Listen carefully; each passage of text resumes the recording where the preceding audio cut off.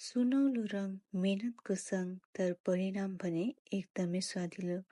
Welcome to my kitchen everyone. आज हाम्रो भान्सामा बन्दैछ क्रिस्पी क्रन्ची प्याजको पकौडा। यसको लागि मैले लिएको छु 1 कप बेसन, स्वाद अनुसार नुन, चिली फ्लेक्स, बेसार, धुलो मसला, चिली पाउडर, जिरा, ज्वानो, एउटा रातो खोर्सानी मसिनो गरेर काटेर लिएको छु र साथै लिएको छु प्याज, हरियो प्याजको पत्ता, स्प्रिङ अनियन र धनियाँ र फ्राई गर्नको लागि तेल।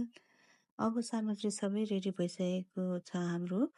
अब भने एउटै भाँडामा सबै हालेर मजाले मोल्नुपर्ने हुन्छ। हजुरहरूले पानी नराखी मोल्नुहोला, किनभने प्याजबाट आफै पानी निस्किन्छ र पानी अगाडि नै हाल्दाखेरि चाहिँ ब्याटर गिलो हुन सक्छ। इफ ड्राई भयो भने चाहिँ हजुरहरूले थोरै थोरै गरेर पानी हाल्नुहोला।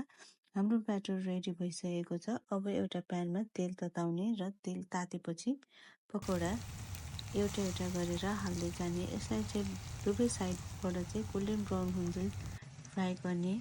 Now pakora is ready. साँच्चै भन्ने हो भने चिसो मौसम होस् या झरी होस् अनि तातो पकौडा र 1 कप चिया, के चाहिन्छ र अरू।